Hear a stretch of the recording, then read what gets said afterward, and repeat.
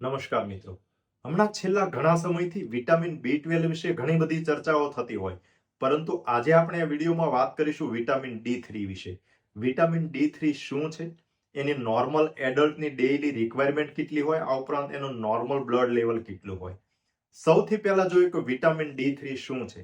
તો vitamin D3, જેને મેડિકલની ભાષામાં કોલેકેલ્સિફેરોલ પણ કહેવામાં આવે, એ એક પ્રકારનું ફેટ સોલ્યુબલ વિટામિન છે.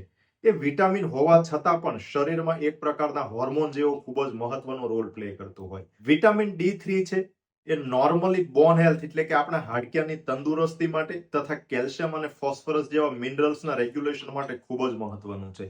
આ ઉપરાંત પણ વિટામિન D3 છે આપણું પ્રોપર ઇમ્યુન ફંક્શન એટલે કે સારી રોગ પ્રતિકારક શક્તિ, આ ઉપરાંત મસલ અને નર્વસ સિસ્ટમ એટલે કે આપણી નસો અને સ્નાયુના પ્રોપર ફંક્શન માટે ખૂબ જ મહત્વનું છે. આ ઉપરાંત મૂડ રેગ્યુલેશન માટે પણ વિટામિન ડી નો ખૂબ જ મહત્વનો રોલ હોય.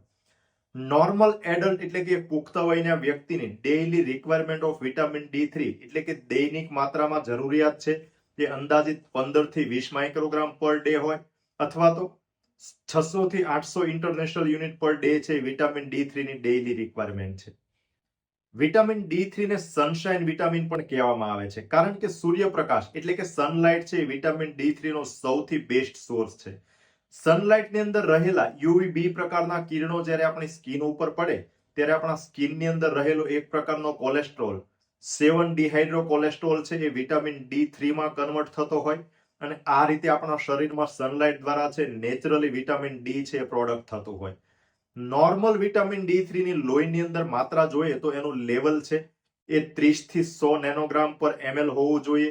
જ્યારે બ્લડની અંદર એનું લેવલ છે 20 થી 30 હોય એટલે કે 30 કરતા ઓછું હોય પરંતુ 20 થી વધારે હોય તો એને ઇનસફિશિયન્સી કહેવાય, એટલે કે અપૂરતી માત્રામાં છે પરંતુ ડેફિશિયન્સી એટલે કે ઉણપ ના કહેવાય.